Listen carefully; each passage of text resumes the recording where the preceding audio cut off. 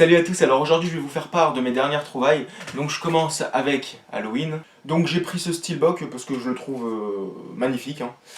Bon, il y a aussi le 4K dedans, mais voilà, bon, j'ai pas encore de lecteur 4K, mais ça viendra.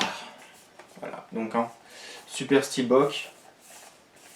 Par contre, grosse déception, il n'y a pas la fin alternative que tout le monde voulait voir.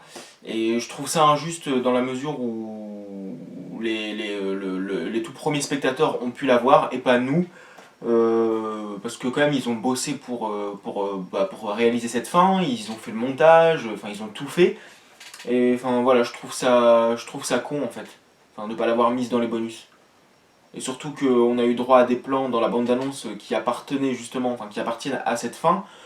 Donc je trouve ça quand même, c'est super frustrant en fait. Donc voilà, bon en ce qui concerne le film, j'en avais déjà fait une critique. Bah, ce film pour moi en fait, bon je suis très attaché à lui. Mais voilà, c'est un mélange de tout, hein. Il y a de l'excellent, il y a du moisi, il y a du flippant, il y a du fun, il y a du gore, il y a du prévisible, il y a du maladroit, il y a du mal exploité, enfin vraiment il y a de tout. Mais dans l'ensemble pour moi c'est un bon film d'horreur. Puis surtout que voilà, c'est le retour du premier psychopathe de mon enfance.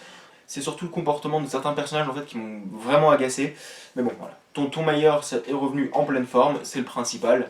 Donc voilà, je suis quand même très attaché à ce film, voilà, malgré tous ses défauts. Et de toute façon, j'ai déjà dit, je suis très attaché aux films qui ont beaucoup de défauts. Enfin voilà, c'est très intéressant. Et puis même, il n'y a pas besoin d'un film parfait pour qu'on l'aime vraiment. Et puis même, voilà, voilà bon, un film avec très peu de défauts, bah voilà, moi j'ai pas grand chose à dire dessus, mis à part s'il y a du fond, s'il y a un fond, s'il y a des choses à raconter. Mais voilà, à part ça, voilà, tout est maîtrisé. Voilà, moi je trouve pas ça très intéressant. Bon enfin bon, je vais pas parler de ce film plus longtemps parce que sinon ça va me remettre dans tous mes états. Alors ensuite, Candyman, que j'avais déjà vu. J'ai le DVD simple, mais là il fallait à tout prix que je le découvre voilà, dans sa troisième jeunesse. Et puis voilà avec le petit bouquin, le petit boîtier, hein. Donc, et puis surtout qu'il va y avoir le remake de Jordan Peele, donc le réalisateur de Get Out et Us. Donc voilà, il est temps de me remettre à la page et puis redécouvrir ce petit chef-d'œuvre. Ensuite, un film que deux cinéphiles m'ont conseillé, et apparemment je vais beaucoup aimer, c'est American Mary, avec Katharine Isabelle, qui a joué dans Freddy contre Jason, See No Evil 2, et la trilogie Ginger Snapes, pardon. Alors, cherchant à se faire un peu d'argent pour payer ses études de médecine, la jeune Mary est engagée dans une boîte de massage, mais ce sont plutôt ses talents de chirurgienne qui attirent l'attention de son employeur. Elle accepte d'abord de soigner un homme torturé par les gros bras du salon, avant d'opérer quelques freaks qui cherchent les sensations extrêmes en modifiant leur corps. Un pacte de sang qui va l'entraîner dans une spirale de violence de plus en plus extrême et insupportable. Ah bah franchement, ouais, de toute façon ça me branche, hein. C'est les films comme ça qui ont l'air un peu tordus et atypiques. Enfin voilà, je ne pense pas être déçu. Alors, ensuite, ah bon, oui, là c'est de la pure découverte. Encore une fois, j'ai pris un risque assez important de prendre un film que je n'avais pas vu. Je n'ai pas vu la bande-d'annonce, mais apparemment voilà, c'est un bon film de série B et c'est Enfer Mécanique, qui est récemment sorti d'ailleurs dans ce support.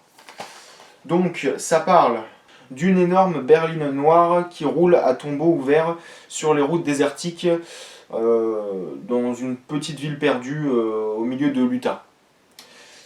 Donc elle frappe d'abord deux cyclistes dans les montagnes, puis un autostoppeur aux abords de la bourgade.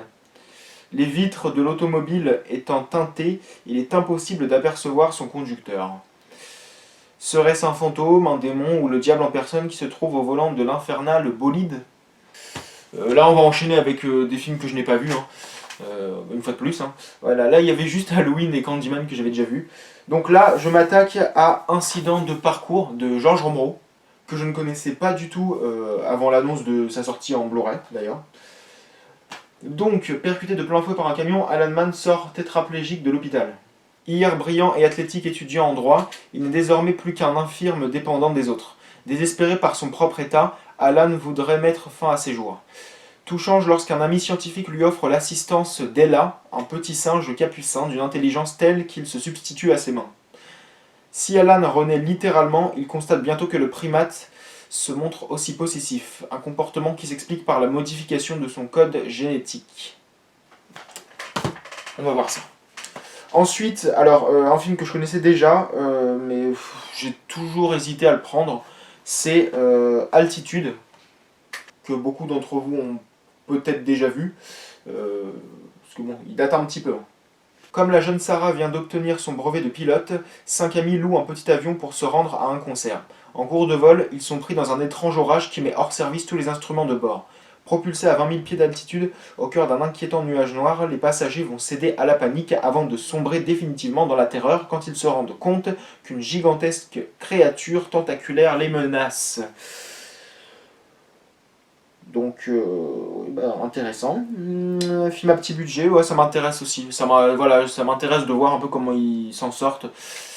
À condition qu'ils n'exagèrent pas en ce qui concerne les effets numériques. Pitié, pitié, pitié. J'espère que vous allez faire avec les moyens du bord, que vous allez cadrer correctement la créature, etc. Parce que là, c'est... sinon, ça me donne envie de gerber. Ensuite, alors un film pareil que je ne connaissais pas. Et c'est The Devil's Candy. Et c'est par le réalisateur de The Loved Ones. Donc, un artiste peintre et sa famille s'installent dans la maison de leurs rêves dans l'arrière-pays texan. Jess y installe son atelier, son épouse Astrid et leur fille Zoé sont aux anges. Mais les peintures de Jess commencent doucement à prendre une tournure très sombre et torturée. Une nuit, Ray, le fils clairement déséquilibré des anciens propriétaires maintenant décédés, apparaît sur le pas de la porte, agrippant une guitare électrique rouge, et il souhaite retourner à la maison. Le réalisateur de The Loved Ones signe un film d'horreur démoniaque, résolument rock et visuellement grandiose. Je suis confiant. Bon après, voilà, j'ai vu que The Loved Ones en ce qui concerne la filmographie de Sean Byrne. Enfin, je pense avoir vu que The Loved Ones. Mais voilà, je suis confiant. Je pense que ça va être un film d'horreur plutôt corsé. Voilà. Après, je me limite au niveau des attentes parce que j'ai pas trop envie d'être déçu. Donc, ensuite, alors, ce film, pareil, j'en avais entendu parler lorsqu'il est sorti en salle. Ça remonte à 2008 quand même, 2008-2007. J'ai toujours hésité à le voir, mais là, je me suis jeté dans la gueule du loup parce que voilà, 1€ au Cash Express. Puis je pense pas que je détesterais. À la rigueur, je le trouverai peut-être passable, mais voilà, je pense que ce sera un petit divertissement. C'est par les producteurs de The Grudge et c'est Rise.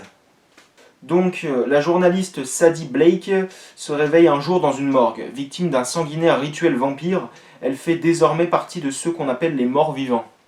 Luttant en vain contre son irrépressible soif de sang, elle rôde dans les rues les plus lugubres de la ville, armée d'une arbalète, s'acharnant à massacrer les vampires qui l'ont transformée. Préparez-vous à une sanglante descente aux enfers. Ouais, moi je pense à un sympathique film de série B, j'espère que ce sera le cas. Alors ensuite, j'avais le DVD simple, mais c'était pas prévu, je tombais dessus dans un Cash Express. Et étant donné que j'aime beaucoup le film, je voulais ce steelbook. Et même voilà, dans le DVD simple, il n'y avait pas de bonus, donc là je vais pouvoir un petit peu décortiquer tout ça. Shaitan. Voilà, donc à 99 centimes, qui est pourtant en très bon état. Donc j'allais pas cracher dessus. Voilà. Et au passage, pour moi, un de mes films d'horreur préférés. Si je devais faire un top 50.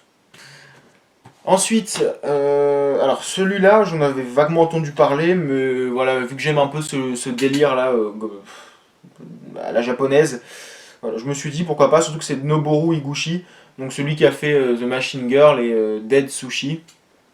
Et c'est Tommy. Alors ça parle de Tsukiko qui vit dans l'ombre de sa sœur aînée, la belle et populaire Tommy, qui meurt dans des circonstances horribles. Nuit après nuit, la jeune fille est réveillée par les mêmes visions horrifiques. Un an plus tard, alors que Tsukiko et ses parents célèbrent l'anniversaire de Tommy, l'impensable se produit, la victime est de retour. Le cauchemar devient alors réalité.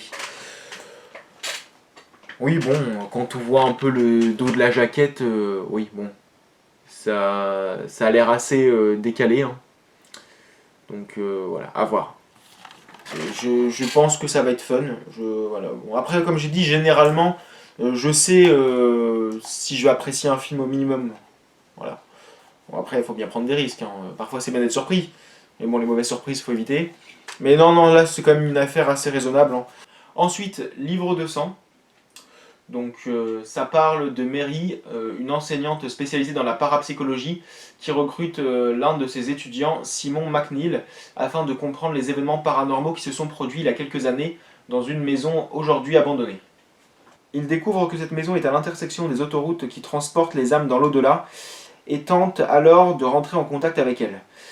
Mais Simon provoque une fois de trop l'autre monde et cette fois les morts ne le laisseront pas en paix et vont faire ce qu'ils souhaitent, raconter leurs histoires en les gravant à vif par milliers de minuscules écritures sur la chair de Simon.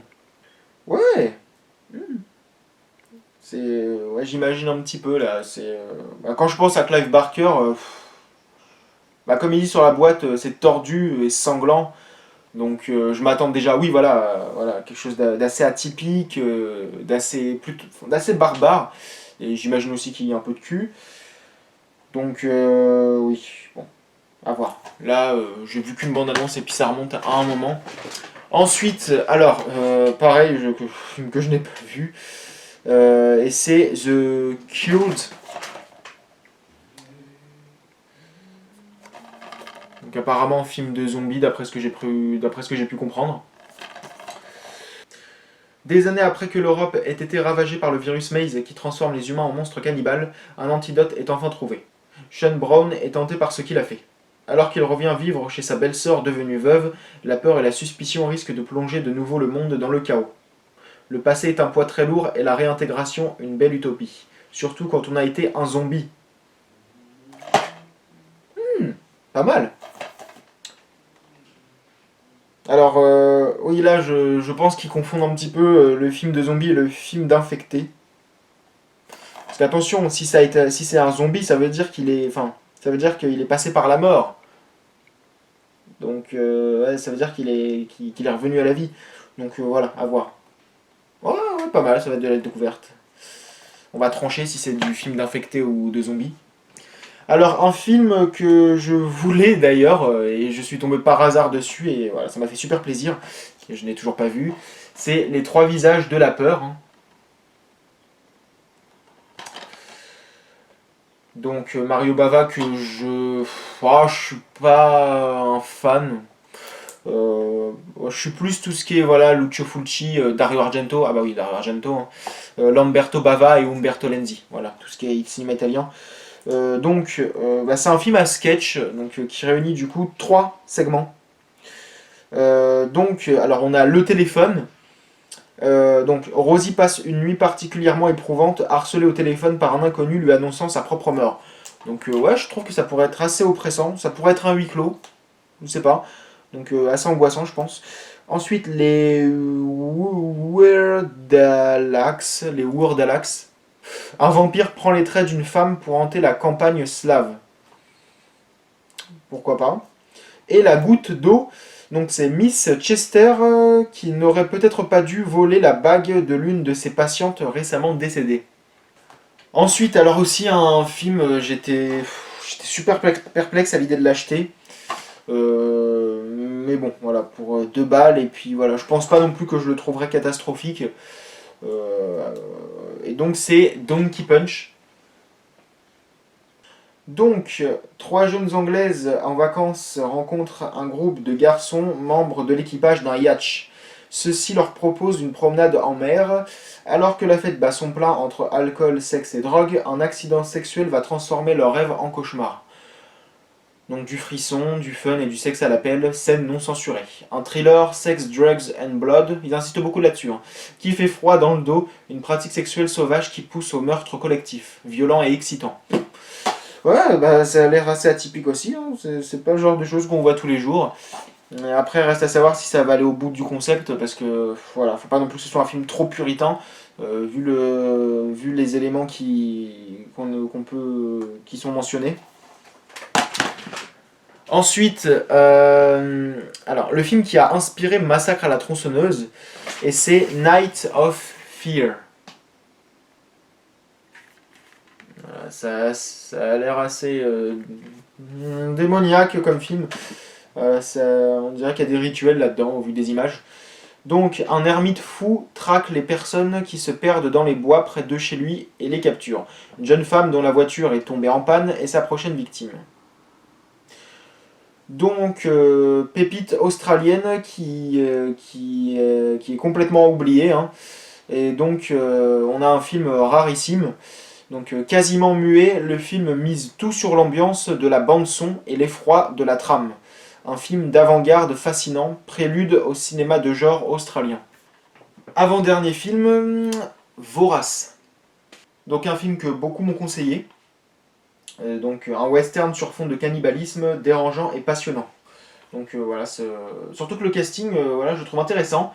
Il y a Robert Carlyle, donc le fameux infecté de 28 semaines plus tard, et David Arquette, hein, qu'on ne présente plus. Le capitaine John Boyd est un lâche, mais au cœur des violents conflits qui opposent les États-Unis, un sanglant malentendu en fait un héros.